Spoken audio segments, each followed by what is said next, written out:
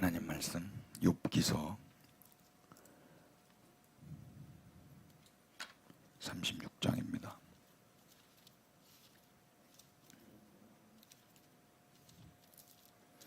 우리 건강하신 분들 자리에서 일어나셔서 우리 1절부터 우리 4절까지만 읽겠습니다. 다 같이 엘리후가 시작. 엘리후가 말을 이어 이르되 나를 잠깐 용납하라. 내가 그대에게 보이리니 이는 내가 하나님을 위하여 아직도 할 말이 있음이라. 내가 먼 데서 지식을 얻고 나를 지으신 이에게 의를 돌려보내리라. 진실로 내 말은 거짓이 아니라 온전한 지식을 가진 이가 그대와 함께. 아멘. 자리에 앉겠습니다.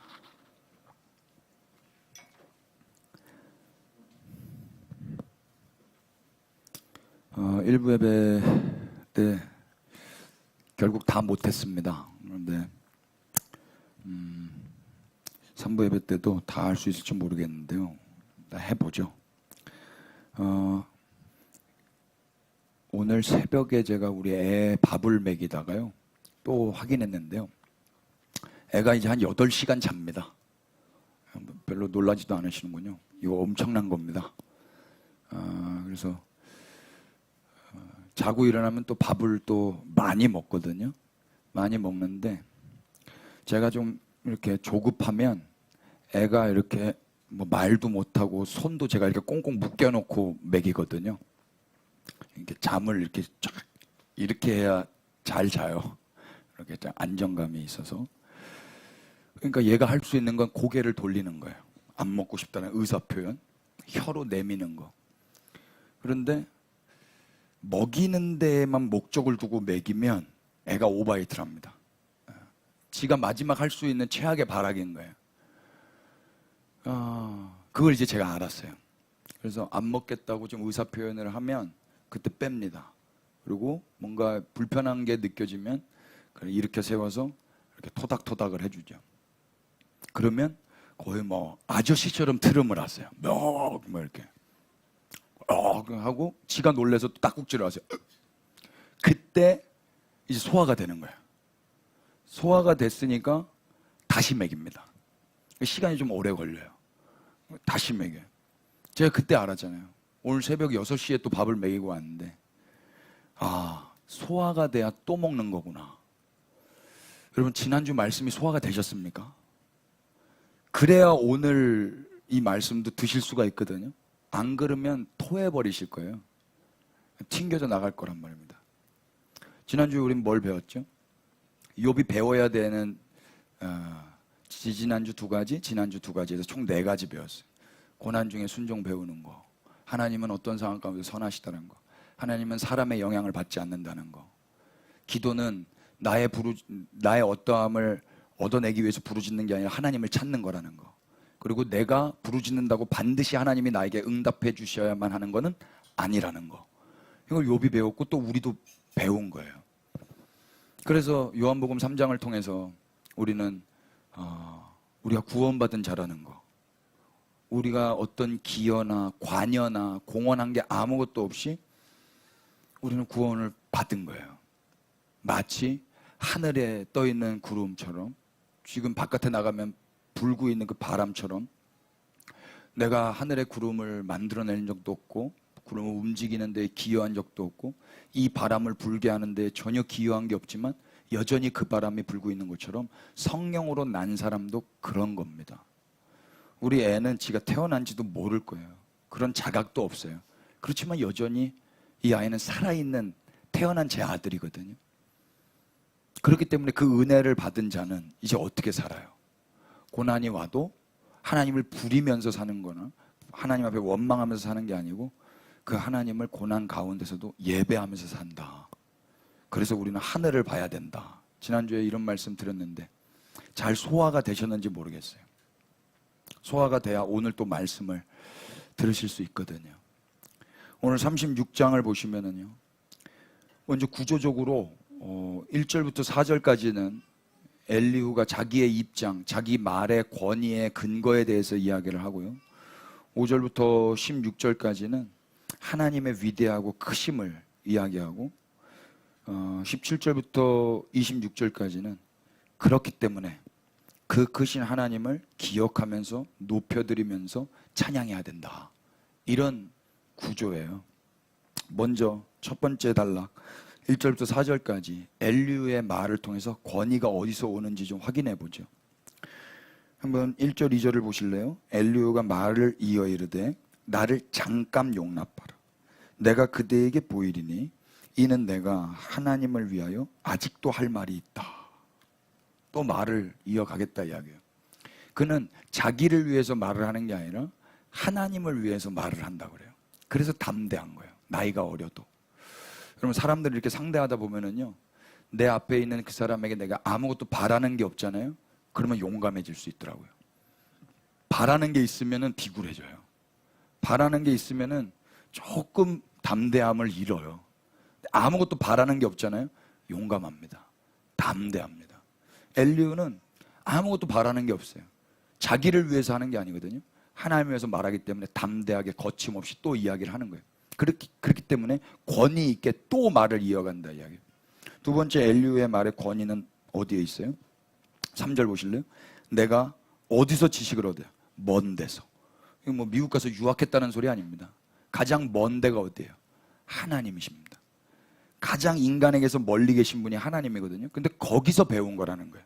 그렇기 때문에 내 말은 권위가 있다는 겁니다. 내 말은. 또 뭐라 그러죠? 나를 지으신 이에게 의를 돌려보내리라. 이 돌려보내다라는 말이 나탄입니다. 나탄은 주다잖아요. 기브. 그러니까 자기가 말을 하느냐면 내 의를 챙기는 게 목적이 아니라 이 의를 하나님께 드리기 위해서 말을 하는 거다. 그래서 내 말은 권위가 있다. 이렇게 말하는 거예요.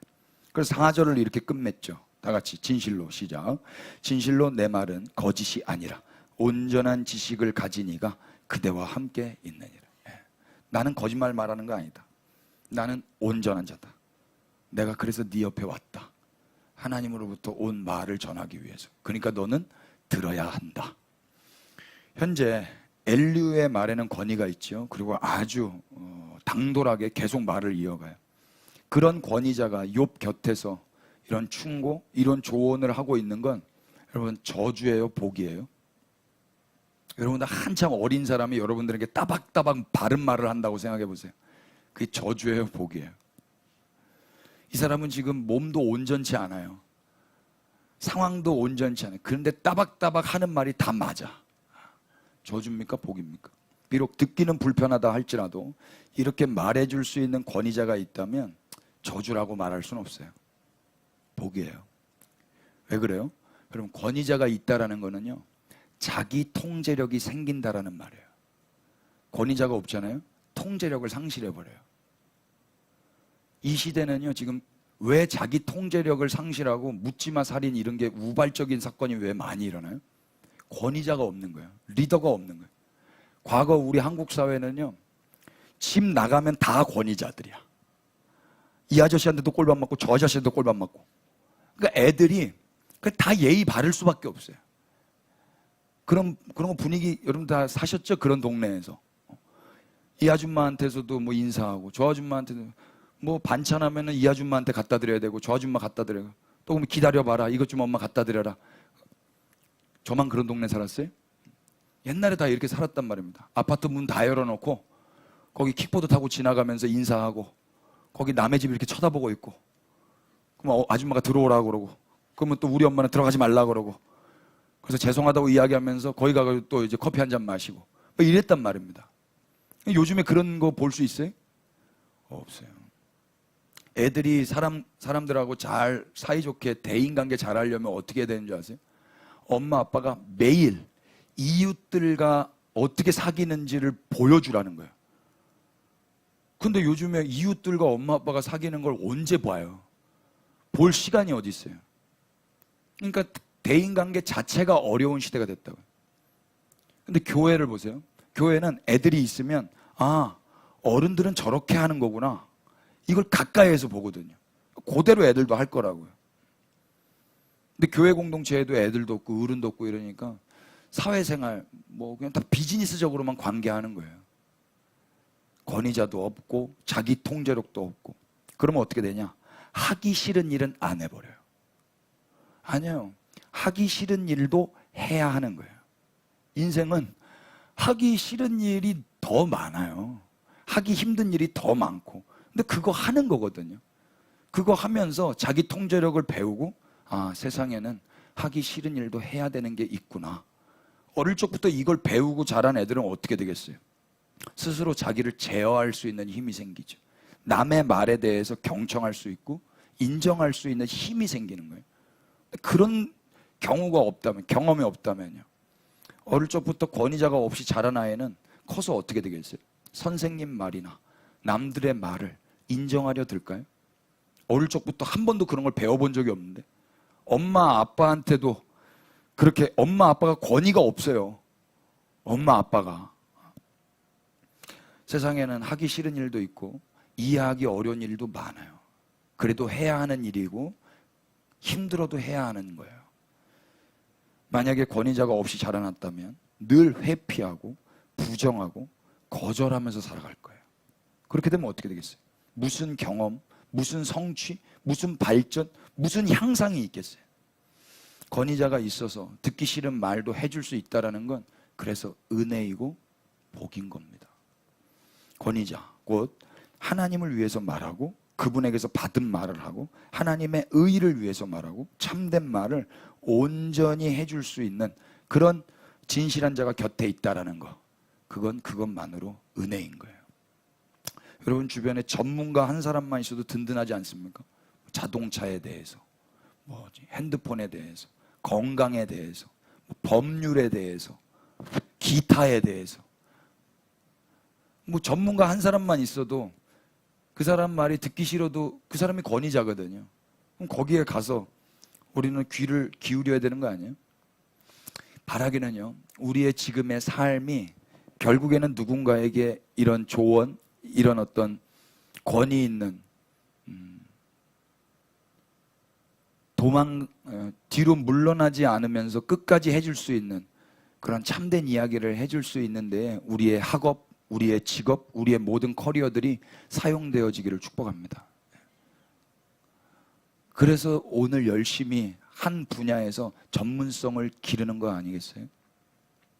피차 참된 권위로 세상에서 그리스도인들만 할 수 있는 말을 함으로써 세상이 하기 싫은 일도 하면서 자기를 제어할 수 있는 자기 통제력이 향상되는 데에 피차 우리 교회들이 쓰임받기를 원합니다.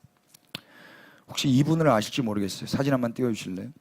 사장학개론과 돈의 속성을 쓰신 사장들의 사장이라고 불리우는 김승호 회장입니다. 수천억을 가진 자산가입니다. 처음 보세요? 이분이 뭐라고 이야기를 하냐면 아직 자립하지 못한 20, 30대 청년들에게 엄청난 이야기를 했습니다. 20, 30대 자립하지 못한 분들 괜히 들었다 이러실 수 있을 것 같은데 뭐라고 그러시냐면요, 개나 고양이는 키우지 말아라 그래요. 왜요? 현대사회에서 개나 고양이는 가족이에요. 개나 고양이가 있는 사람들은요, 자신이 자립이 안 됐는데 딸린 애가 있는 것과 똑같다는 거예요. 이런 친구들은 개나 고양이 때문에 자기 인생을 망칠 수도 있다는 거예요. 자기 커리어를 망치고 자기 인생 망치고 자기 스케줄 망치고 자기 인생을 개나 고양이 중심으로 움직이기 때문에 삶의 방식이 완전 달라진다 이야기예요.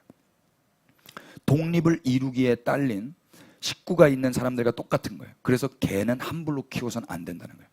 독립되지 않은 20, 30대 청년들이요. 독립이 됐다면 상관없어요. 그 말은 뭐예요? 내가 책임을 가지고 이 반려견을 끝까지 책임지는 거예요. 근데 아직 자기 몸뚱아리 하나 못 책임져요. 그런데 개가 예뻐, 고양이가 예뻐, 그래서 얘를 사는 거예요. 돈 100만 원 주고. 나 공부할 시간에 얘 밥 줘야 되는 거예요. 나 커리어 쌓을, 나 경험할 시간에 개 똥치우러 가야 되는 거예요. 그러니까 함부로 키워서는 안 된다는 거예요. 개 키우는 게 나쁜 건 아니지만 젊은 사람들이 개 한 마리 때문에 자기 인생을 망쳐서는 안 된다라고 가르치는 거예요. 이걸 젊은 사장들이 받아 적고 있어요. 개 키우면 안 된다. 돈 내고 수강한 거예요. 이 사람의 권위가 있기 때문에. 사장들의 사장인 김승호 회장의 이 쓴소리를 젊은 사장들이 값을 지불하고 듣는 모습을 보면서 와, 권위자의 한마디로 세상에 책임감 있는 청년들이 나타날 것 같은 마음이 들었어요. 근데 세상은 어떻게 가르쳐요? 책임감 있게 독립적인 한 근사한 인간으로 자라나기 이전에 자기를 위해서 힐링하라고 그래요. 지금 그냥 개를 보고 행복해하고 고양이 키우면서 거기서 스트레스를 풀라는 거예요. 그게 많은 사람들에게 공감을 받고 있어요. 그리고 회사 가서는 회사 사람들을 욕하고 전문성도 없이 자기 어떤 커리어도 키우지 않고 자기 커리어에 집중하면서 독립된 인생으로 성장할 청년들이 세워질 걸 생각하니 저는 오히려 이분에게 감사하게 생각이 들더라고요. 이분이 뭐라고 그러냐면 자기는 천국이 가는 나라가 아니라 이 땅이 천국이라고 생각한대요. 좀 아멘 할 뻔했어요. 자기는 천국을 만들기 위해서 지금 이런 강연을 하고 책을 쓰는 거래요. 자기가 생각했을 때 이 땅이 좋은 천국이 되려면 사장들이 좋아야 된다는 거예요. 좋은 사장들이 많이 나와야 그 사장들을 통해서 직원들이 행복할 거라는 거예요. 그게 천국이라는 거예요. 자기는 이걸 가르쳐야 된다는 거예요. 어우씨, 저 내가 해야 될 말인데. 좋은 사람들이 많이 있어야 돼요. 교회 한 사람 한 사람이 그 땅에서 좋은 사람으로 독립적으로 책임감 있게 사명감을 가지고 살아야 된단 말입니다. 여기서 이걸 할 수 있는 사람이 개도 키우는 거예요. 근데 이거는 못하고 내 개만 키우고 앉아있어. 저 개 키워야 됩니다. 개 좋아합니다. 내가 자립이 안 된 상태에서 개를 키우지 말라 이야기해요. 돈 벌어서 다 개 밥 주고 그러면 개밥 엄청 먹습니다, 여러분. 권위자의 말로 인해서 현재 비록 당장 자기가 원하는 개나 고양이는 키우지 못한다 할지라도 이거 괜히 들었다 이런 감정이 든다 할지라도 그래서 이 말이 듣기 싫고 하기 싫은 내용이라 할지라도 그것이 우리 사회와 자기 자신 모두에게 결과적으로 유익한 결과를 가져다 준다면 이 말은 들어야 됩니까? 안 들어야 됩니까? 들어야죠. 오늘도 엘리후는 그렇게 하나님의 권위자로 본격적으로 말을 시작하는 거예요. 쓴소리일 수 있습니다. 이번 주에 욥이 배워야 할 것들을 이제 욥은 들어야 되고 우리 역시 이 엘리후의 말을 통해서 배워야 될 것을 들어야 되겠죠. 5절 한번 보실래요? 다 같이 한번 읽어봐 주십시오. 5절 하나님은 시작.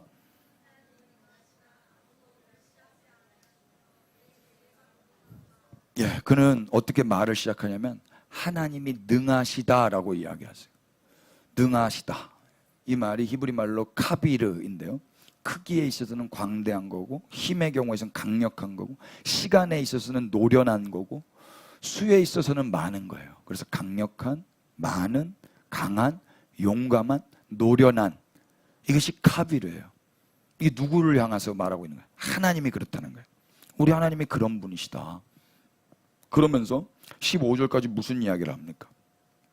제가 읽어볼게요. 6절 악인을 살려두지 아니하시며 고난받는 자에게 공의를 베푸시며 그의 눈을 의인에게서 떼지 아니하시고 그를 왕들과 함께 왕자에 앉히사 영원토록 존귀하게 하시며 혹시 그들의 족쇄에 매이거나 환난의 줄에 얽혔으면 그들의 소행과 악행과 자신들의 교만한 행위를 알게 하시고 그들의 귀를 열어 교훈을 듣게 하시며 명하여 죄악에서 돌이키게 하시나니 만일 그들이 순종하여 섬기면 형통한 날을 보내며 즐거운 해를 지낼 것이요 만일 그들이 순종하지 아니하면 칼에 망하며 지식 없이 죽을 것이니라. 마음이 경건하지 아니한 자들은 분노를 쌓으며 하나님이 속박할지라도 도움을 구하지 아니하나니 그들의 몸은 젊어서 죽으며 그들의 생명은 남창과 함께 있도다. 15, 16 같이 읽으십시다. 시작. 하나님은 곤고한 자를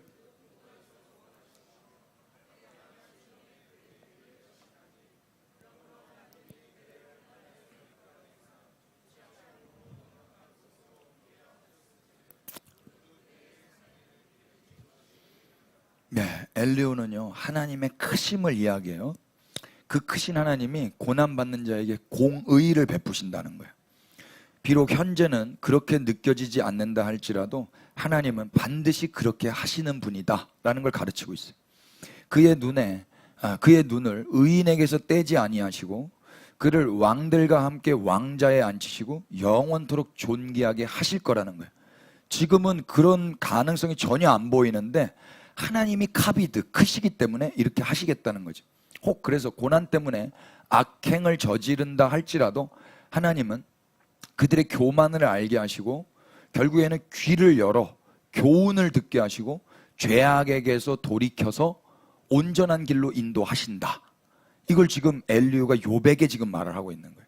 그러니까 지금 욥이 교만한 상태가 되었고 죄를 지어서 고난을 당하는 건 아니지만 고난을 당하기 때문에 죄를 짓고 하나님께 원망하고 있으니 하나님이 지금 또 나를 보내셔서 이 권위자를 보내셔서 그렇게 되지 않도록 귀를 열어서 악을 떠나게 하신다를 지금 말하고 있다고요. 그게 하나님의 크신 어떤 성품이다 이야기예요.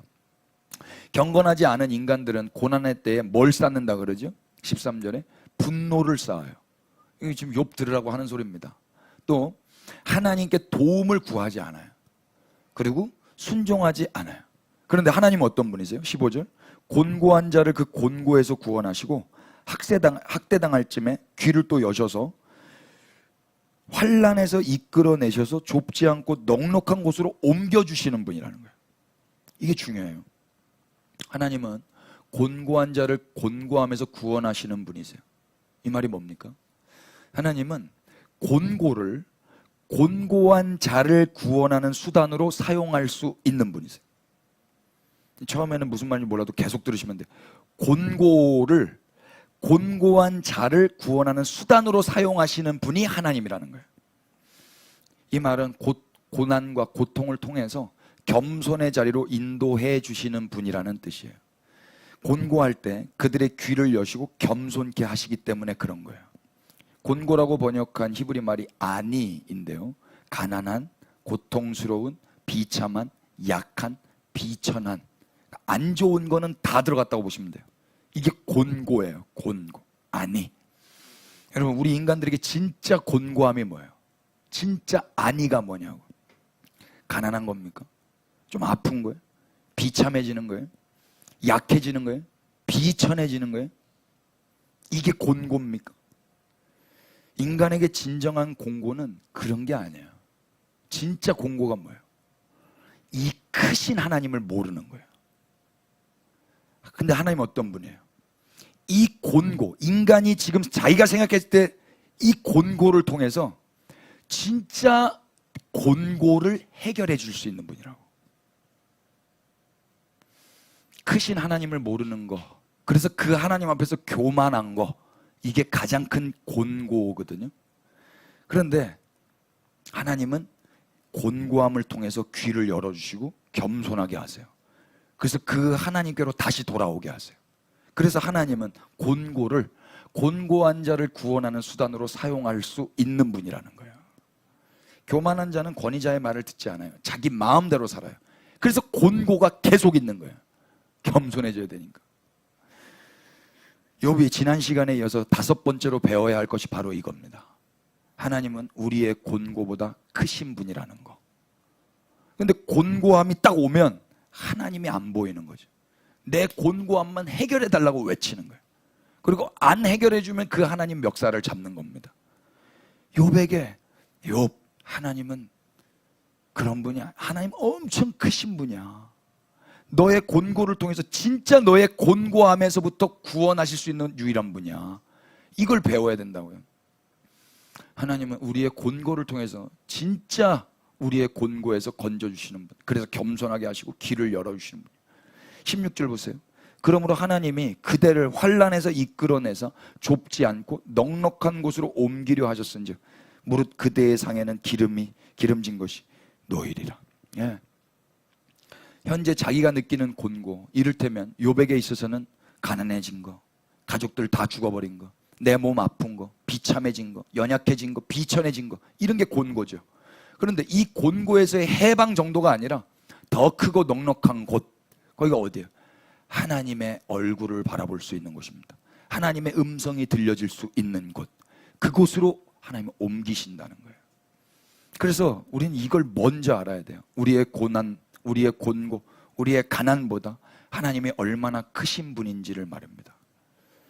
그리고 진짜 곤고가 뭔지를 알아야 돼요. 진짜 곤고가. 여러분 기독교는 뭐예요? 기독교는 이 소소한 각자는 엄청 큰 이벤트고 큰 문제겠지만 하나님의 크심 앞에서는 아무것도 아닌 거예요. 죄송한 이야기입니다. 기독교는 그런 곤고를 해결하는 게 아니에요. 기독교는 우리의 곤고보다 크신 하나님을 알고 예배하는 겁니다. 아멘이 별로 안 나오네요. 우리는 우리의 곤고를 해결하거나 곤고를 막아냄으로 인해서 구원을 받는 게 아니에요. 근데 세상은 다 이 곤고에서 해방되면 구원받는 줄로 착각해요. 그런데 그 해방감이 과연 며칠이나 가든가요? 이 문제 해결되면 정말로 해방감 가운데 영원히 주님을 예배하든가요? 대학만 들어가면, 취업만 하면, 결혼만 하면, 연봉이 얼마만 되면 그 곤고거든요. 엄청난 곤고잖아요. 이 병만 고쳐지면 얼마나 그때 열심을 다했어요. 얼마나 감사했어요. 며칠이나 했냐고. 며칠이나. 몇 년 가든가요? 안 가요. 안 가. 하나님은 진짜 곤고한 자를 이런 곤고를 통해서 건져주기를 원하신다. 그래서 우리 삶에 곤고를 허락하시는 거예요. 기독교는 뭐예요? 우리의 곤고를 해결하거나 곤고를 막아냄으로 인해서 구원받는 단체가 아니에요. 우리는 하나님을 알므로 인해서 아무 공로 없이 영생을 선물로 받은 자들입니다. 그러니 제발 부디 피차 곤고를 해결하기 위해서 예배당 나오지 마십시다. 다 내 곤고를 해결하기 위해서 예배당 나오는 거예요. 이미 곤고한 자를 구원하신 그분을 사랑함으로 예배당 나와서 주님을 찬양하는 자들이 그리스도인입니다. 그분을 더 알아가고 그분과의 사귐 가운데서 예배당에 나오실 수 있기를 축복합니다. 인생을 인간 중심으로 생각하며 살잖아요. 그러면 곤고한 날이 왔을 때 하나님 원망합니다. 이러려고 나한테 복 준 거예요? 복 준 것까지도 뭐라 그래? 이러려고 결혼해 준 거예요? 말하면서. 아니에요, 여러분. 그리스도의 몸된 교회는요, 고난도 죽음도 다 주의 은혜라고 노래하는 사람들입니다. 그래서 내 고난마저도 하나님의 영광을 위해서, 하나님을 위해서 살아가는 거예요. 하나님은 그 정도로 크신 분이에요. 그 정도로. 기억하십시다. 인생의 목적은 우리가 고난 없이 구원을 받는 데 있지 않아요. 세상은 이걸 가르쳐요. 고난 없는 거, 행복한 거. 아니, 성경 어디에 그런 게 있어요?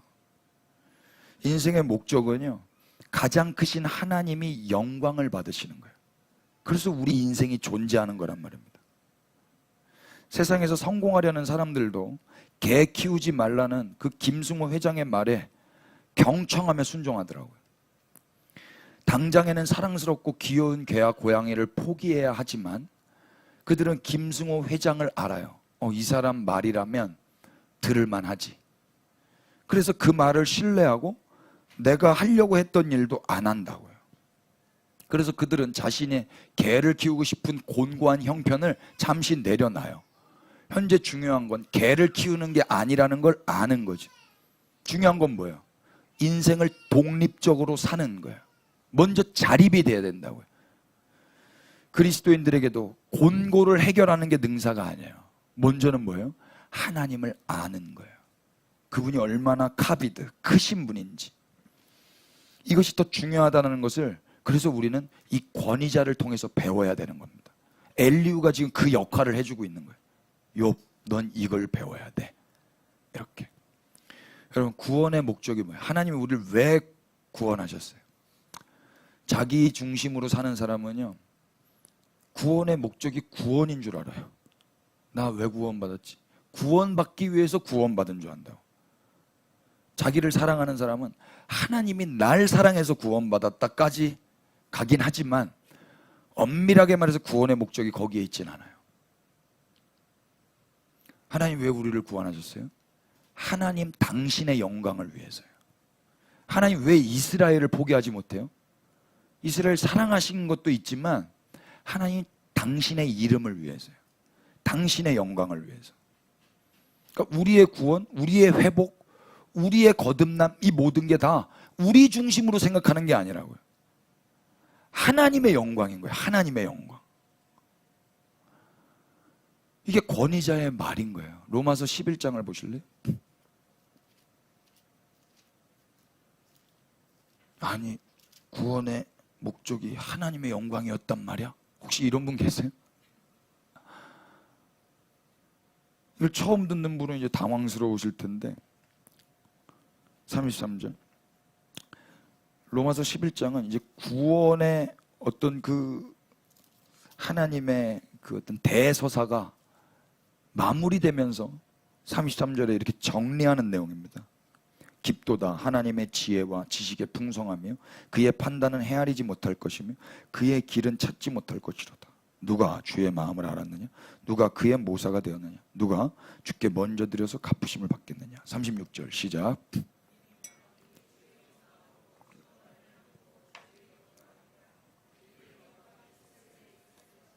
네, 아멘.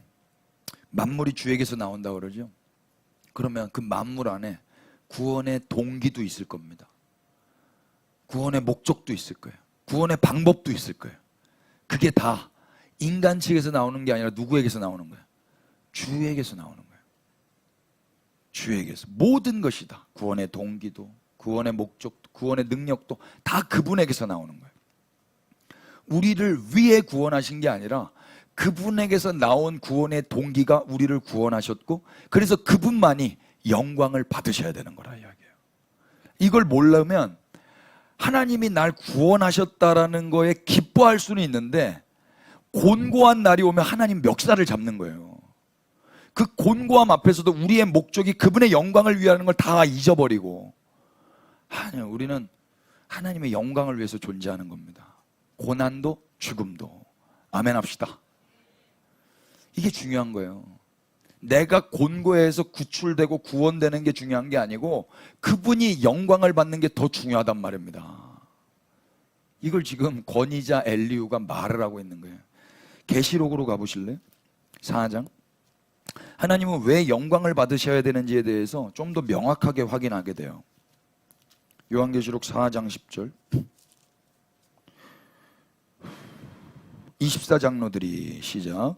24장로들이 보좌에 앉으신 이 앞에 엎드려 세세토록 살아계시는 이에게 경배하고 자기의 관을 보좌 앞에 드리며 이르되 우리 주 하나님이여 영광과 존귀와 권능을 받으시는 것이 합당하오니 주께서 만물을 지으신지라 만물이 주의 뜻대로 있었고 또 지으심을 받았나이다 하더라. 아멘. 왜 이렇게 하나님이 세세토록 경배를 받으시는 거예요? 왜? 예배를 받으시는 이유가 뭐예요? 11절에 보면 답이 있죠. 주께서 만물을 지으신지라. 주님이 만물을 지으셨어요. 그래서 만물은 주님을 경배하는 거예요. 우리도 지음받았고 거듭 지어졌어요.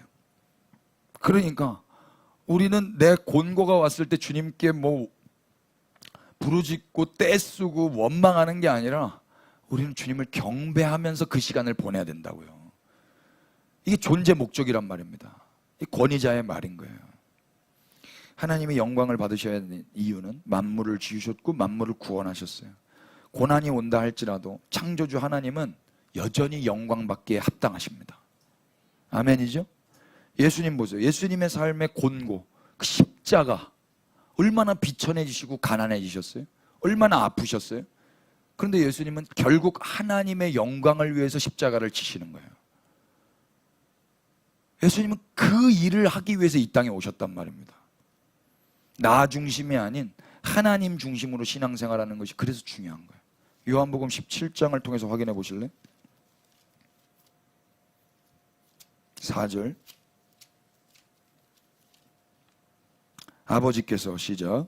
아버지께서 내게 하라고 주신 일을 내가 이루어 아버지를 이 세상에서 영화롭게 하셨사오니 아버지여 창세전에 내가 아버지와 함께 가졌던 영화로서 지금도 아버지와 함께 나를 영화롭게 하옵소서. 아멘. 예수님은 뭐 하라 그래요? 뭐 했어요? 내게 하라고 주신 일을 내가 이루어 아버지를 이 세상에서 영화롭게 했습니다. 이 예수님의 존재 목적인 거예요. 곤고 앞에서도 내게 하라고 주신 일을 이루는 겁니다. 곤고 앞에 좌절하는 게 아니라 곤고 앞에 이 곤고 해결해 달라고 기도하는 게 아니라 그 일을 이루는 거예요. 그 일을. 예수님은 하나님을 영화롭게 하시기 위해서 사신 거예요. 이제 그 예수님은 당신의 삶을 당신의 사랑하는 제자들에게, 교회들에게도 도전하고 계시는 거예요.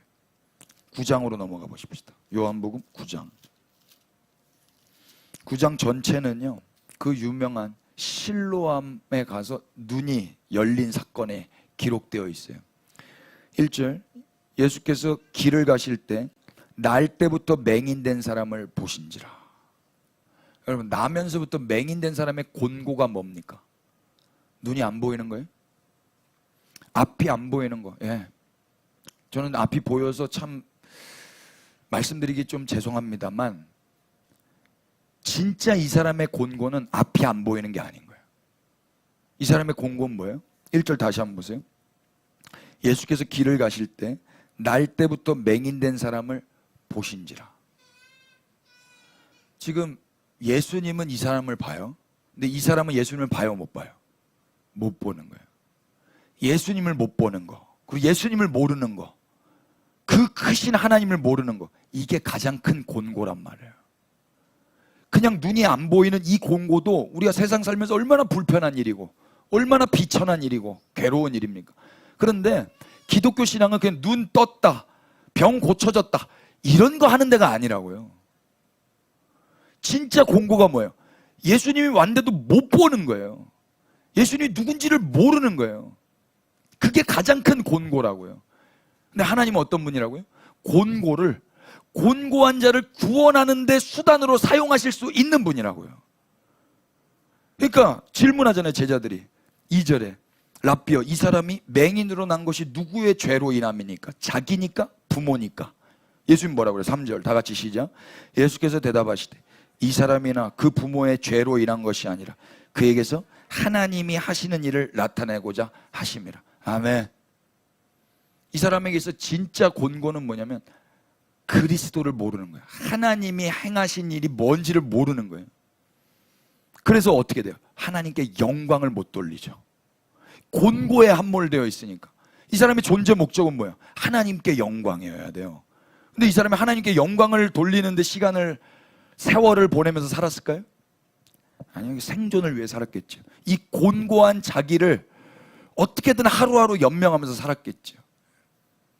예수님은 그런 그에게 진짜 해방, 진짜 자유, 진짜 구원을 주고 싶은 거예요. 진짜. 우리는 그냥 개를 키우고 싶어요. 우리는 그냥 당장에 100만 원 내고 고양이를 키우고 싶어요. 우리는 그것이 내 인생에 어떤 영향을 미칠지 생각하고 싶지 않아요. 그냥 귀여우니까, 예쁘니까. 애들이 다 그렇지 않습니까? 우리는 모두 눈과 귀가 멀어버렸어요. 진짜 곤고가 뭔지 모른다고요. 예수님을 볼 수 없어요. 하나님의 크심을 우리는 알지 못해요. 그게 가장 큰 곤고함인 거예요. 한편 제자들은 그의 이 곤고가 누구의 죄 때문인지 궁금해했는데 예수님은 하나님이 하시는 일을 나타내고자 하십니다 라고 가르쳐 주세요. 오해하지 마십시오. 하나님이 자신의 일을 하시기 위해서 멀쩡한 사람의 인생을 망치는 분이라고는 생각하시면 안 됩니다. 하나님은 이 곤고를 통해서도 당신의 일을 하실 수 있다라는 이야기예요. 지금 이 사람은 자신의 눈을 고칠 의지나 그런 노력을 할 어떤 에너지도 없는 사람처럼 보여요. 예수님이 왔는데도 볼 수 없는, 예수님 됨도 알 수 없는 이 사람이 어떻게 자기 눈을 고칠 의지나 노력을 할 수 있겠습니까? 예수님을 붙들고 무슨 간구를 할 힘이 있겠어요? 그런 인지력이 있겠어요? 그저 예수님에 의해서 이 사람은 어떻게 돼요? 실로암에 보내지는 거예요. 확인해 보실까요? 6절 이 말씀을 하시고 땅에 침을 뱉어 진흙을 이겨 그의 눈에 바르시고 이르시되 실로암 못에 가서 씻으라 하시니 실로암은 번역하면 보냄을 받았다는 뜻이라. 이에 가서 씻고 밝은 눈으로 왔더라. 이 사람이 뭐 기도해가지고 눈이 열려졌습니까? 예수님을 붙들고 내 곤고를 해결해 주세요, 어떤 열심을 부렸어요? 이 사람은 예수님 왔는데도 못 봤다니까요. 그분이 누군지도 몰라요. 주님이 보내셔서 눈이 열리는 거예요. 그리고 돌아왔어요. 돌아와서 이 사람이 뭐라고 이야기해요? 이웃 사람들과 전에 그가 거린인 것을 보았던 사람들이 이르되 이는 앉아서 구걸하던 자가 아니냐. 어떤 사람은 그 사람이라 하며 어떤 사람은 아니라 그와 비슷하다 하거늘 자기 말은 내가 그라 하니 그들이 묻되 그러면 네 눈이 어떻게 떠졌느냐. 대답하되 예수라 하는 그 사람이 진흙을 이겨 내 눈에 바르고 나더러 실로암에 가서 씻으라 하기에 가서 씻었더니 보게 되었노라. 그들이 이르되 그가 어디 있느냐. 알지 못하노라. 이 사람은 예수님이 어디 있는지도 몰라요. 근데 예수님 만나죠. 16절 바리새인 중에 어떤 사람은 말하되 이 사람이 안식일을 지키지 아니하니 하나님께로부터 온 자가 아니라 하며 어떤 사람은 말하되 죄인으로서 어떻게 이러한 표적을 행하겠는데 하여 그들 중에 분쟁이 있었더니 17절 시작 이에 맹인되었던 자에게 다시 묻되 그 사람이 네 눈을 뜨게 하였으니 너는 그를 어떠한 사람이라고 하느냐. 대답하되 선지자니이다. 아멘. 이 사람 예수님에 대해서 제대로 알아요? 몰라요? 몰라요. 그냥 내 눈을 떠준 표적과 기사를 줬기 때문에 선지자 정도로 생각을 하는 거예요. 누군지 몰라요. 더 나아가서 35절 보실래요? 예수께서 그들이 그 사람을 쫓아냈다 하는 말을 들으셨더니 그를 만나서 이르시되 네가 인자를 믿느냐. 이 사람 쫓겨났어요. 그 공동체 안에서. 근데 예수님이 이 사람을 찾아가요. 그래서 뭐라고? 네가 인자를 믿느냐. 여러분 성경 밑에 이런 어떤 풋노트가 있는지 모르겠어요. 제 성경에는 어떤 사본에는 인자가 아니라 하나님의 아들이라고 돼 있어요.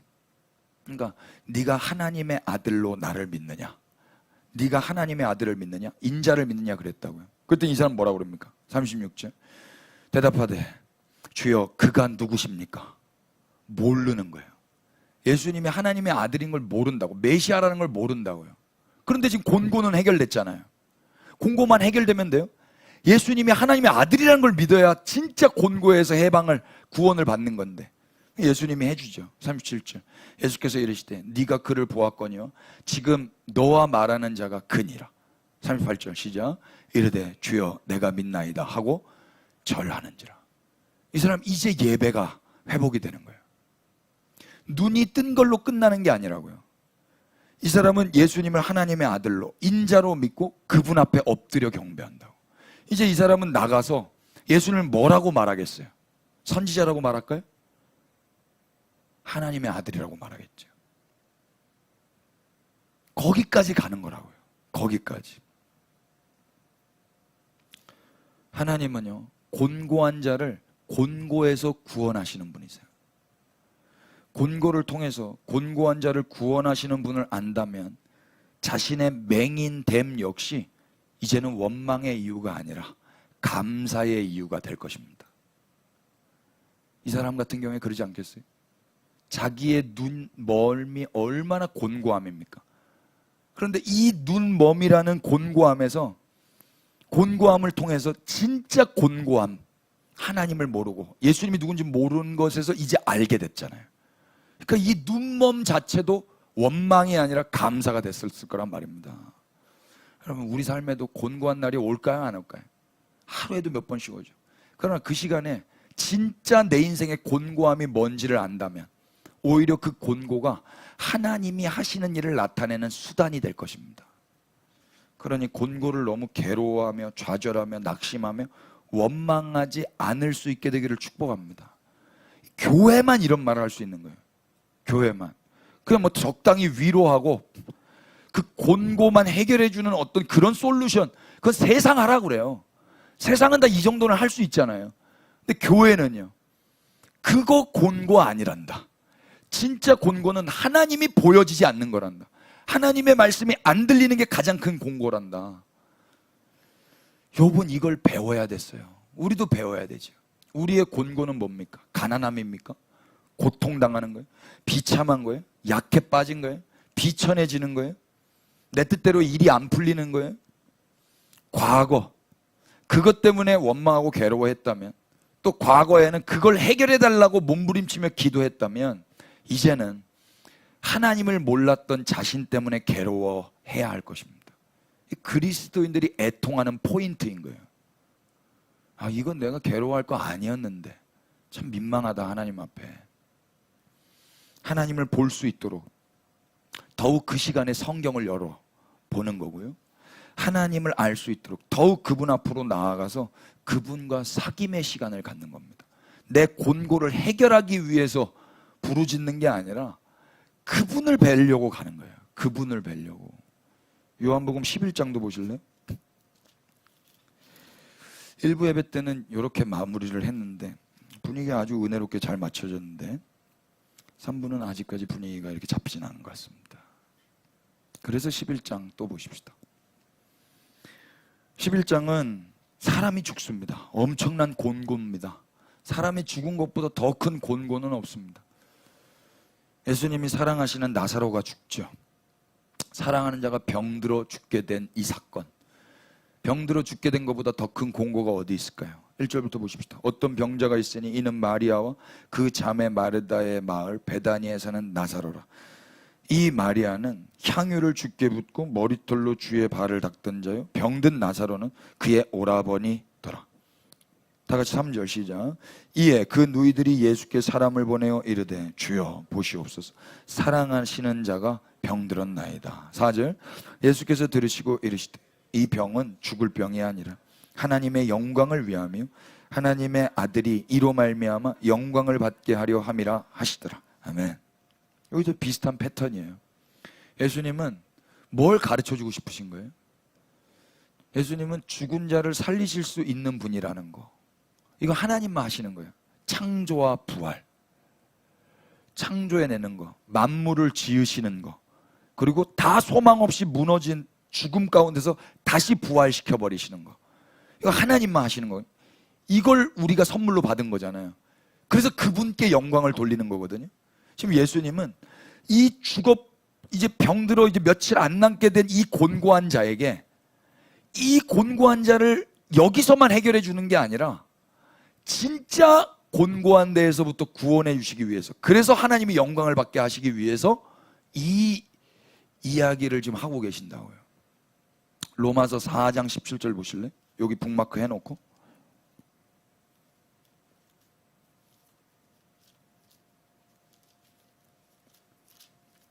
로마서 4장 17절.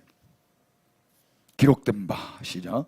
기록된 바 내가 너를 많은 민족의 조상으로 세웠다 하신가 같으니 그가 믿은 바 하나님은 죽은 자를 살리시며 없는 것을 있는 것으로 부르시는 이시니라. 아멘. 이분이 하나님이신 거예요. 진짜 곤고는 뭐예요? 이 하나님을 모르는 게 가장 큰 곤고함인 거예요. 그러면 내 삶에 죽음이 왔을 때, 병들어 죽게 됨이 왔을 때, 그것 때문에 우는 거는 이제 조금 정리가 될 거란 말입니다. 그리스도인이라면 인간 측의 어떤 도움도 필요 없이 하나님은 스스로 창조와 부활을 하실 수 있는 분이세요. 예수님은 이 하나님만이 하실 수 있는 능력과 신비를 당신이 사랑하시는 마리아와 마르다, 나사로에게 가르쳐주고 싶으신 거고, 오늘 우리에게까지 가르쳐주고 싶으신 것 같아요. 그래서 예수님은 어떻게 하세요? 더 깊은 곤고로 내려가세요. 아직 안 죽었어요, 나사로가. 아직 안 죽었는데 어디까지 가세요? 죽을 때까지 내버려 두세요. 확인해 보실래요? 요한복음 11장 6절. 나사로가 병들었다 함을 들으시고 그 계시던 곳에 이틀을 더 유하시고 그 후에 제 아들에게 이르시되 유대로 다시 가자 하시니 제 아들이 말하되 랍비여, 방금도 유대인들이 돌로 치려 하였는데 또 그리로 가시려 하나이까? 예수께서 대답하시되 낮이 12시간이 아니냐? 사람이 낮에 다니면 이 세상의 빛을 봄으로 실족하지 아니하고 밤에 다니면 빛이 그 사람 안에 없는 거로 실족하느니라. 이 말씀을 하신 후에 또 이르시되 우리 친구 나사로가 잠들었도다. 그러나 내가 깨우러 가노라. 제 아들이 이르되 주여, 잠들었으면 낫겠나이다 하더라. 예수는 그의 죽음을 가리켜 말씀하신 것이나 그들은 잠들어 쉬는 것을 가리켜 말씀하신 줄 생각하는지라. 이에 예수께서 밝히 이르시되 나사로가 죽었느니라. 더 깊은 곤곡 가운데 예수님이 끌고 가시는 거예요. 내가 거기 있지 아니한 것을 너희를 위하여 뭐하노라? 기뻐하노라. 예수님은 그냥 병 고쳐주는 게 기쁜 게 아닌 거예요. 죽어버린 게 기쁘다는데 이거 어떻게 해요? 내가 거기 안 있던 게 오히려 기쁘다. 누굴 위하여? 너희를 위하여. 왜요? 진짜 곤고한 자를 구원하시기 위해서. 이는 너희로 믿게 하려 함이라. 그러나 그에게로 이제는 가자 하시니 17절. 예수께서 와서 보시니 나사로가 무덤에 있은 지 이미 며칠이라? 나흘. 나흘은 4일입니다. 예수님은 3일 만에 부활하셨고 나사로는 4일이 됐습니다. 완전 소망 없는 썩은 시체입니다. 베다니는 예루살렘에서 가깝기가 한 5리쯤 되매 많은 유대인들이 마르다와 마리아에게 그 오라비의 일로 위문하러 왔더니 마르다는 예수께서 오신다는 말을 듣고 곧 나가 맞이하되 마리아는 집에 앉았더라. 21절 시작. 마르다가 예수께 여짜오되 주께서 여기 계셨더라면 내 오라버니가 죽지 아니하였나이다. 지금 원망하고 있죠. 영광을 돌리고 있지 않아요. 주님이 안 계셨기 때문에 내 오라버니가 죽었습니다. 그러나 나는 이제라도 주께서 무엇이든지 하나님께 구하시는 것을 하나님이 주실 줄 아나이다. 예수께서 이르시되 네 오라비가 다시 살아나리라. 마르다가 이르되 마지막 날 부활 때에는 다시 살아날 줄을 내가 아나이다. 지금 마르다는 예수님 믿어요, 안 믿어요? 예수님 알아요, 몰라요? 몰라요. 곤고한 자입니다. 곤고한 자인 거예요. 근데 예수님 뭐라고 그래요? 25절부터 27절 다 같이 시작. 예수께서 이르시되 나는 부활이요 생명이니 나를 믿는 자는 죽어도 살겠고 무릇 살아서 나를 믿는 자는 영원히 죽지 아니하리니 이것을 네가 믿느냐? 이르되 주여 그러하여다. 주는 그리스도시요 세상에 오시는 하나님의 아들이신 줄 내가 믿나이다. 아멘. 이게 진짜 믿는 건지 어쩐 건지.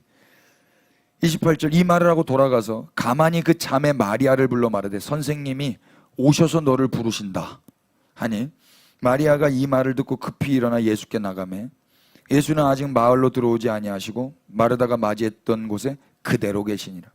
마리아와 함께 집에 있어 위로하던 유대인들은 그가 급히 일어나 나가는 걸 보고 곡하러 무덤에 가는 줄로 생각하고 따라가더니 마리아가 예수 계신 곳에 가서 배웠고 그 발 앞에 엎드려 이르되 주께서 여기 계셨더라면 내 오라버니가 죽지 아니하였겠나이다 하더라.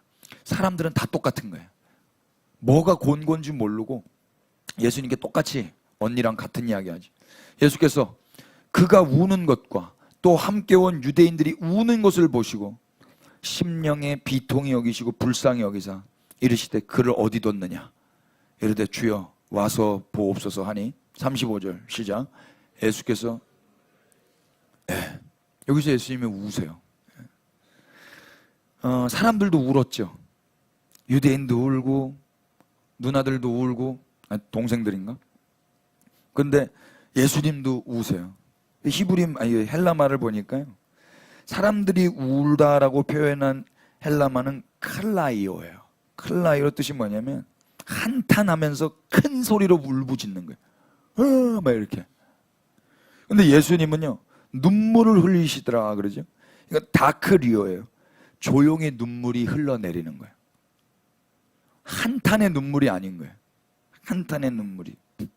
사람들과는 다른 거죠. 마르다도 예수님을 몰랐고 마리아도 똑같았어요. 뭐 유대인들은 다릅니까? 다 몰라요.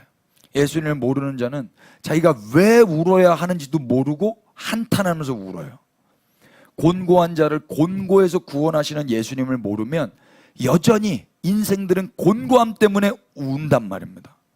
그러니까 예배당 와서 우는 사람들 있잖아요. 그 뭐 때문에 우는 거예요? 뭐 때문에? 내 곤고함 때문에 우는 거지 않습니까? 근데 예수님은 그 사람을 보면서 우는 거야. 넌 사실 그것 때문에 울어서는 안 되는데. 무엇이 진짜 곤고한 것인지를 모르는 자신을 위해서 울어야 되는데 그죠? 곤고한 현실 때문에 우는 거예요.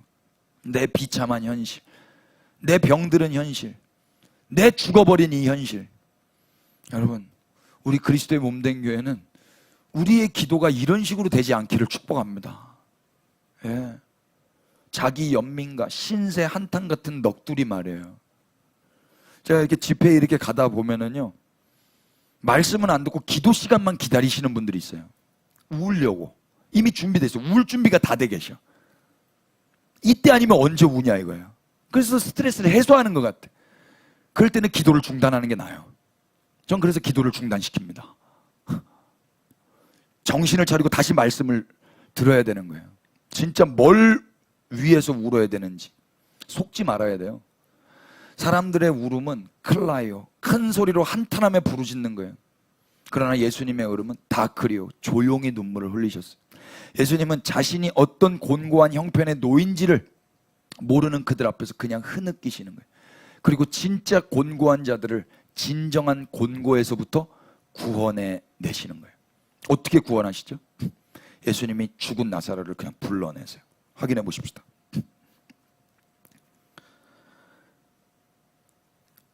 42절.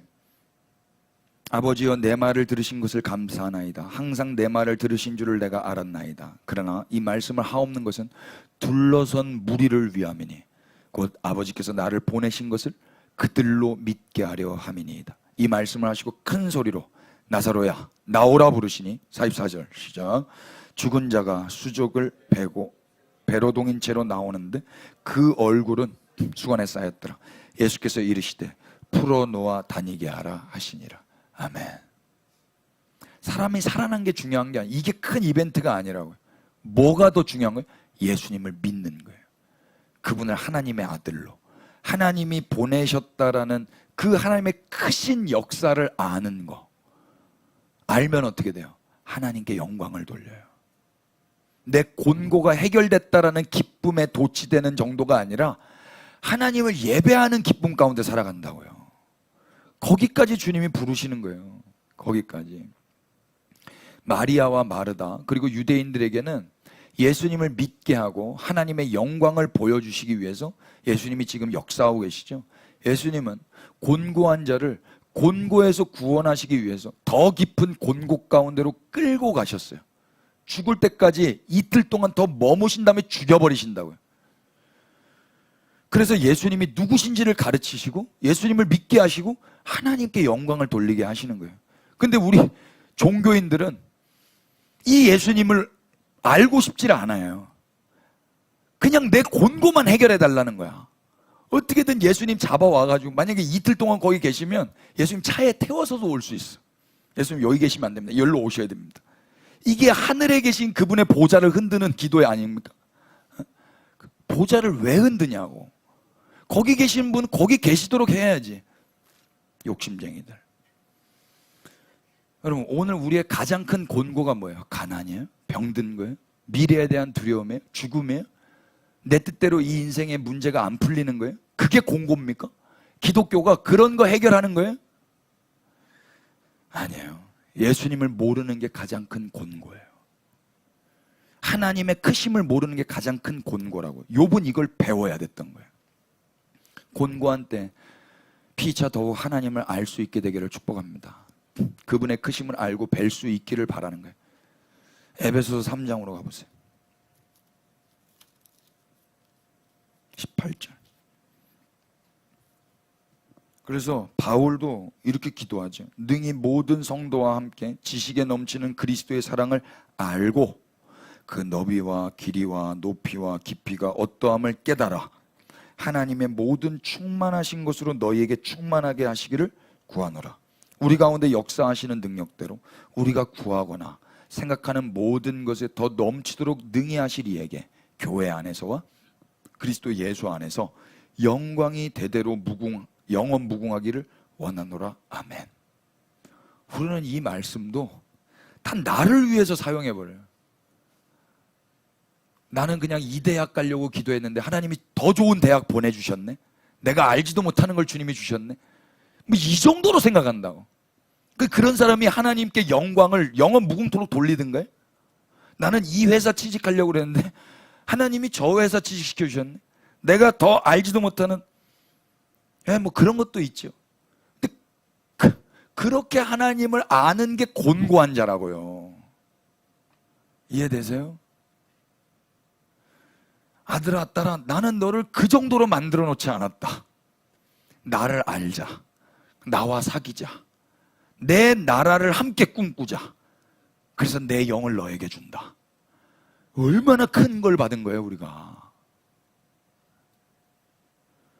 하나님은 우리가 구하거나 생각하는 모든 것보다 더욱 풍성하게 베푸실 수 있는 분이세요. 그래서 그리스도의 몸된 교회의 목적은 그런 분으로 인하여서 그분께서 영광이 대대로 영원히 있기를 바라면서 사는 거예요. 그분의 영광을 위하여.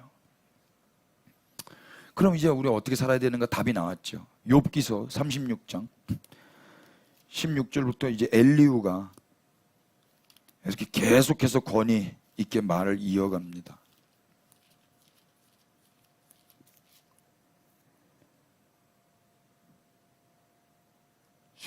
17절, 이제는 악인의 받을 벌이 그대에게 가득하였고 심판과 정의가 그대를 잡았나니 그대는 분노하지 않도록 조심하며 많은 뇌물이 그대를 그릇된 길로 가게 할까 조심하라. 그대의 부르짖음이나 그대의 능력이 어찌 능히 그대가 곤고한 가운데서 그대를 유익하게 하겠느냐. 네 능력이 어찌 너를 곤고한 가운데서 너에게 유익을 줄 수 있겠느냐. 안 된다는 거예요. 이 사람의 능력은 뭐예요?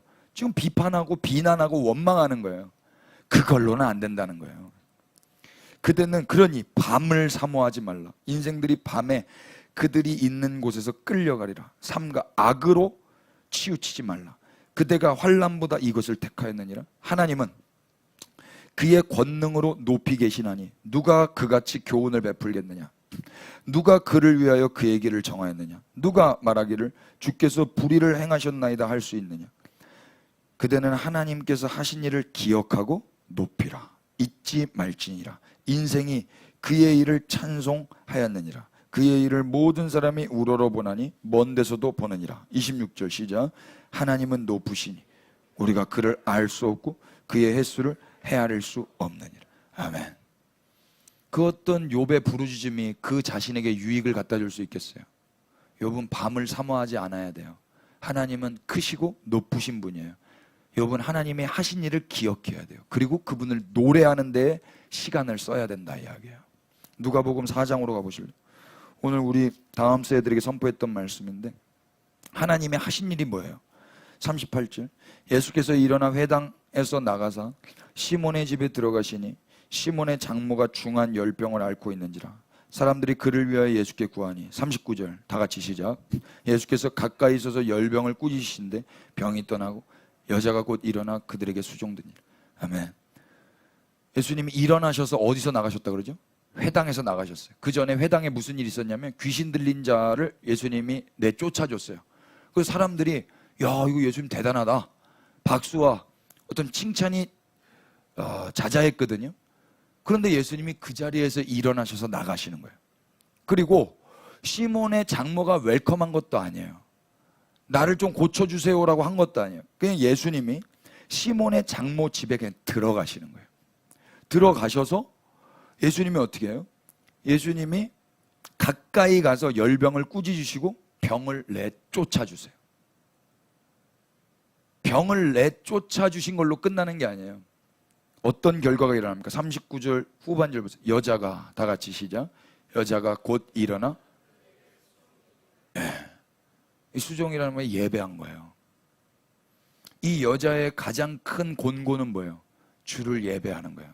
예수 그리스도 앞에 엎드리는 거예요. 이거를 해야 되는데 이걸 못했어요. 왜? 지금 표면적인 공고 때문에, 열병 때문에. 근데 자기는 이걸 고칠 수도 없어요. 근데 예수님이 고쳐주는 거예요. 전적으로. 여기서 일어나다라는 말, 똑같이 일어나 이렇게 나오죠. 예수님이 만약에 안 일어났다면 이 시몬의 장모가 일어날 수 있습니까? 예수님이 회당에서 칭찬받는 거에 도취돼서 거기 눌러 앉으셨다면 사람들이 내 권위를 인정해 주네. 나 여기서 행복하게 잘 살아야 되겠다. 여기서 한 건 했으니까 여기서 사람들에게 인정받고 교회 짓고 월급 받고 잘 살아야 되겠다. 이게 목적이었어요. 그럼 일어나시냐고요? 안 일어나죠. 이 회당 나가냐고요? 안 나가죠. 근데 예수님의 목적은 뭐예요? 하나님의 영광이잖아요. 자기가 칭찬받는 게 아니라. 그러니까 일어나서 나가서 열병 걸린 그 시몬 장모 집에 들어가서 꾸짖고 내쫓고 이 시몬 장모에게 예수님이 누군지를 알게 하고 그래서 하나님께 영광 돌리는 데까지 이르게 되는 거란 말입니다. 이걸 기억하면 또 이 여자의 인생 가운데서 곤고함이 찾아왔다고 했을 때 그것 때문에 울부짖고 그것 때문에 문제 해결을 해결해달라고 기도하고 그러진 않을 거예요. 시몬 장모가 한 일이 뭐가 있어요?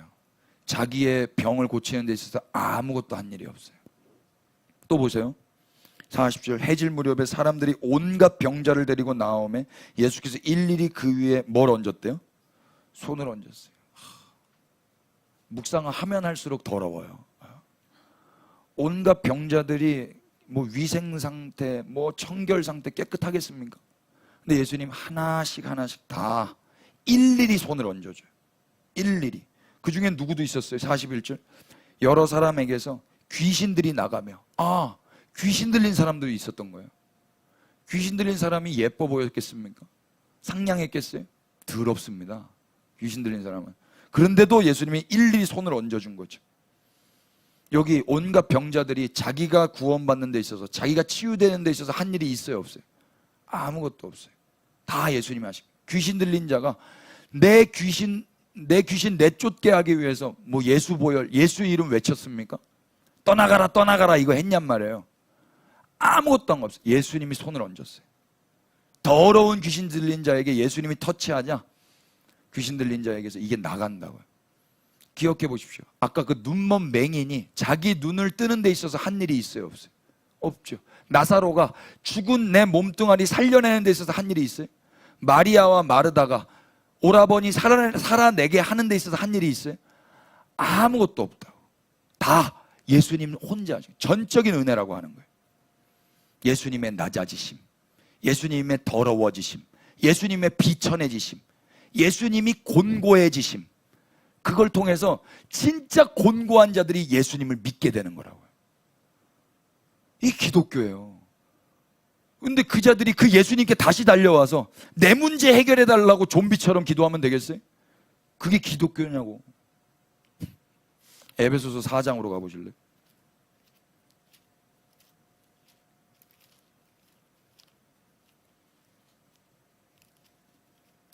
난 치유 집회 막 이런 거요, 징그러워요. 징그러워. 무서워.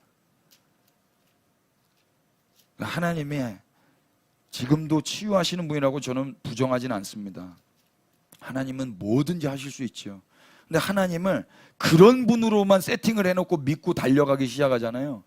그럼 내 인생에 문제가 해결되지 않고 병이 안 고쳐지면 하나님 멱살을 잡는 거예요.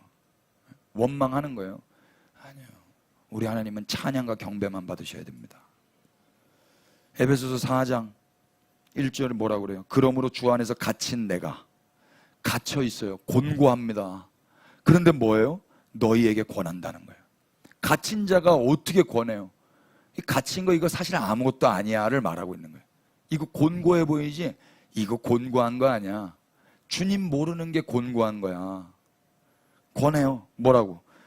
너희가 부르심을 받은 일에 합당하게 행해서 모든 겸손과 온유로 하고 오래 참음으로 사랑 가운데 서로 용납하고 평안에 매는 줄로 성령이 하나 되게 하신 것을 힘써 지키라. 몸이 하나요? 성령도 한 분이시니 이와 같이 너희가 부르심의 한 소망 안에서 부르심을 받았느니라. 주도 한 분이시요 믿음도 하나요? 세례도 하나요?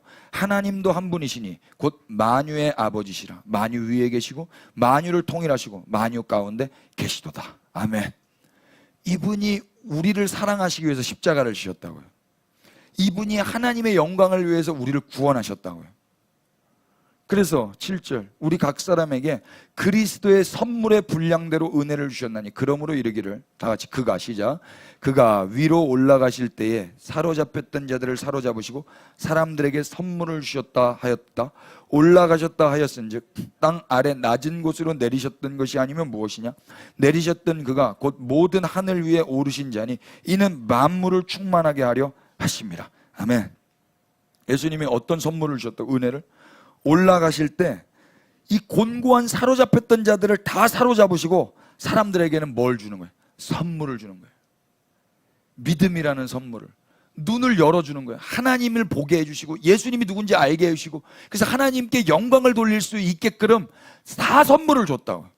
사로잡힌 자들을 다 사로잡으시고 올라가셨다 하였은즉 땅 아래에 낮은 곳으로 내리셨던 것이 아니면 무엇이냐?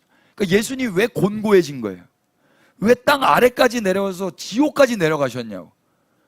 우리를 그 곤고함 가운데서 건져내시기 위해서 예수님이 곤고해지신 거라고요. 그런데 그 구원의 기쁨, 그렇게 하신 그분께 영광을 돌려야 될 그 시간에 우리는 내 인생, 내 눈 안 보임, 내 병듦, 내 뜻대로 일이 풀려지지 않음, 가난함, 이 비천함, 이것 때문에 해결해 주지 않는다고 하나님의 멱살을 잡고 있으면 되겠냐 이 말입니다. 욥은 이걸 배워야 됐던 거예요. 그래서 11절에 어떻게 이어져요? 한글 성경에는 이게 접속사가 없지만 헬라어 성경에는 카이, 그리고 그러나 그런데 이 접속사가 이어져 있어요.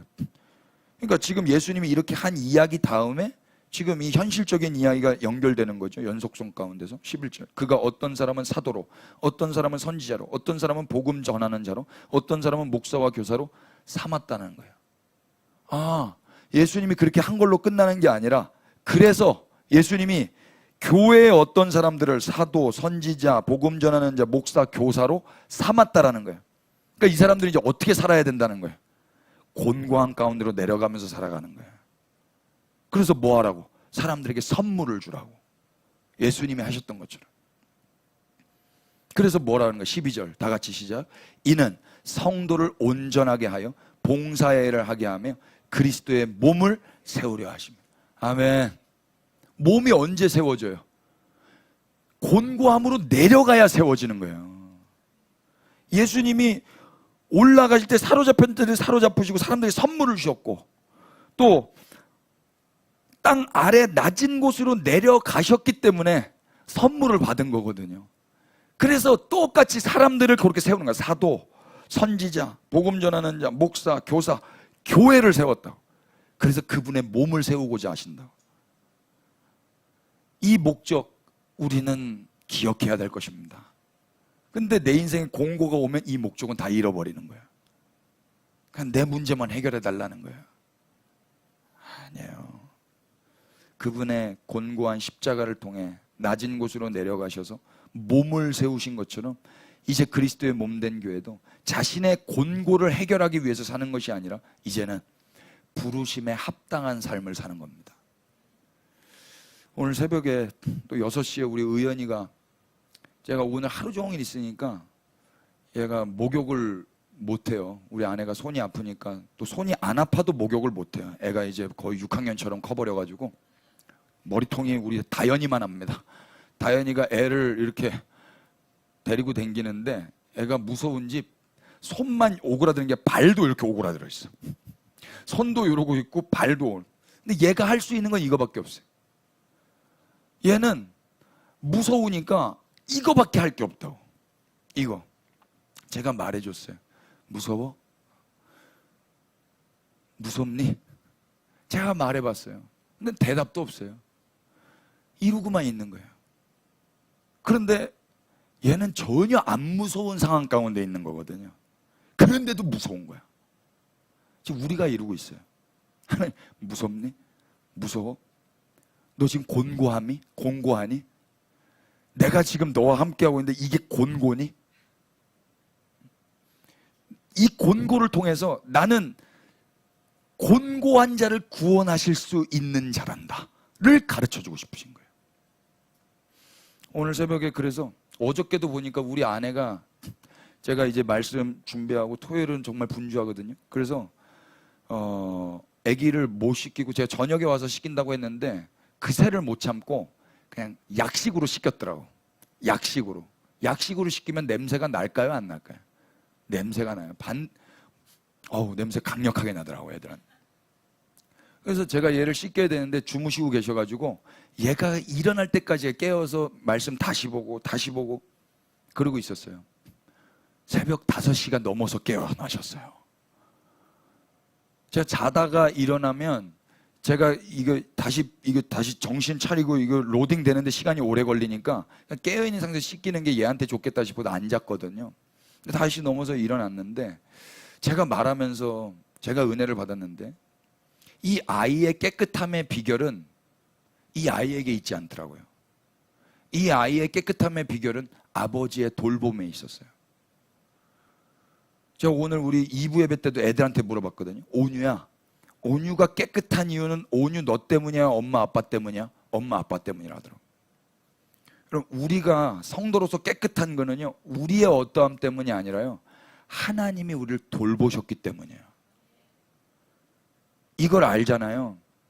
그러면 우리 삶의 곤고함이 아닌 거예요. 애를 이제 씻기려고 하는데 우리 애가 별로 잘 울지 않거든요. 근데 새벽에 제가 조금 이렇게 밥도 타놓고 이거 세팅하고 막 해야 되니까 애가 이제 깼을 때 배가 고프니까 그 타이밍에 밥을 안 주니까 점점 목소리가 이렇게 높아지는 거예요. 막 우는 소리가. 그래서 제가 좀만 기다려요, 좀만 기다려, 뭐 이렇게 해야 돼. 정신을 막 혼을 빼야 되거든. 그래서 제가 이 말씀 다 준비해 놨잖아요. 막 우는 거예요. 이게 곤고야? 지금 너 곤고한 거야? 너무 곤고해 얘는 지금. 왜 안 오냐 이거지. 근데 아무것도 모르는 거예요. 그게 곤고니? 곤고니? 얘에게 진짜 큰 곤고가 뭐예요? 아버지가 없는 거예요. 이 아이에게는 지금 배고픈 게 곤고가 아니라고요. 물에 집어넣었어요. 물에 집어넣으니까 처음에는 막 새벽에 막 별로 기분이 안 좋았다. 근데 너무 좋죠. 누가 여러분 씻겨줘 봤어요? 씻긴 다음에 얼마나 좋은지 몰라요. 등만 밀어줘도 좋잖아요. 다 씻겨줘요. 제가 목 다. 얼마나 좋아요. 그냥 릴렉스. 처음에 울다가 그래 곤고 아니었지? 제가 말했다니까요. 그게 곤고야 했다가 곤고 아니지? 이 아이에게 진짜 곤고는 아버지가 없는 거라고. 아버지가 있는데도 아버지가 없는 것처럼 사는 거, 그게 가장 큰 곤고라고요. 그러니까 지금 배고픈 거, 지금 짜증나는 거, 지금 가난한 거, 그게 곤고가 아니란 말입니다.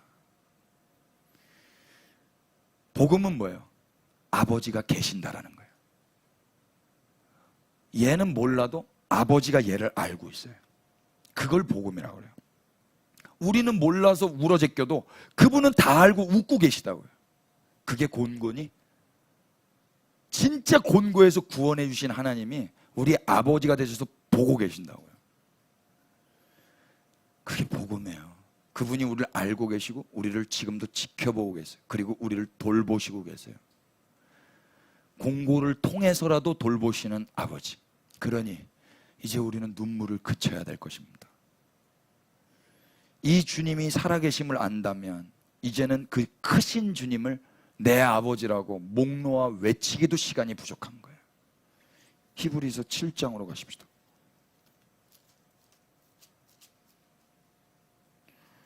히브리서 당시의 믿음의 사람들은 엄청난 곤고한 매일의 삶을 살았습니다. 다 순교될 판이에요. 엄청난 곤고죠. 그런데 그들에게 어떤 메시지가 들려집니까? 24절. 예수는 영원히 계심으로 그 제사장 직분도 갈리지 아니하느니라. 그러므로 다 같이 시작. 자기를 힘입어 하나님께 나아가는 자들을 온전히 구원하실 수 있으니 이는 그가 항상 살아계셔서 그들을 위하여 간구하십니다. 아멘. 우리가 하나님께 간구하는 게 아니에요. 그분이 우리를 위해서 간구하시는 거예요. 곤고를 모르면은요, 내가 기도해서 응답받으려고 하는 거예요. 그분이 우리를 위해서 지금도 영원히 사셔서 간구를 하고 계세요. 이걸 알아야 곤고에서부터 자유를 느낀단 말입니다. 안 그러면 내가 기도해서 이 곤고를 해결하고 또 조금 가다가 기도해서 또 해결하고 이렇게 고아처럼 사는 거예요. 고아처럼. 하나님이 살아계시고 영원히 우리와 함께 하십니다. 내가 기도하는 게 그분이 우리를 위해서 기도하신다고. 그래서 히브리서 기자가 뭐라고 그래요? 8장 1절에 지금 우리가 하는 말의 요점은 이러한 대제사장이 우리에게 있다는 것이라. 이게 요점인 거예요. 이 사실을 알게 되면 눈이 열리게 되는 거예요. 그러면 우리의 울던 울음을 그치게 될 것입니다. 주님이 날 위해서 기도하고 계시다는 게 보여지고 그분으로 말미암아 다시 사는 거예요. 그러니 고난 중에 지금도 살아계시는 크신 주님을 알고 진짜 우리를 곤고에서 건지시기 위해서 십자가의 곤고마저도 사용하시는 그 주님을, 우리 삶의 고난과 죽음이라는 곤고마저도 사용하실 수 있는 주님을 찬양하며 노래하실 수 있게 되기를 축복합니다. 기도하십시다. 오 하나님, 우리는 뭐가 진짜 곤고인지도 모르는 곤고한 자들입니다. 그러나 주님은 그런 곤고한 자를 곤고에서 구원하시는 하나님이셨습니다. 우리의 곤고의 때에 우리의 귀를 여셔서 환난에서 이끄시며 좁지 않고 넉넉한 곳으로 옮기시는 주님을 찬양합니다. 우리의 눈과 귀를 열어주셔서 곤고보다 크신 주님을 보게 하여 주시옵소서. 주님을 매일매일 더욱 알기를 소원합니다. 그래서 어떠한 상황 속에서도 크신 주님을 찬양하며 주님께만 영광을 돌리게 하옵소서. 밤을 사모하지 않게 하시고 우리의 입술을 붙들어 주셔서 우리의 입술이 원망의 입술 되지 않게 하시고 찬양의 입술 되게 하옵소서. 하나님을 본받는 자로 그리스도께서 우리를 사랑하신 것처럼 우리도 그렇게 사랑하며 사는 데에 시간을 쓰며 그리스도의 깨끗하신 같이 우리도 자기를 깨끗하게 지켜내게 하여 주시옵소서. 곤고한 자를 구원하신 예수 그리스도의 이름 받들어 기도 올렸습니다. 아멘.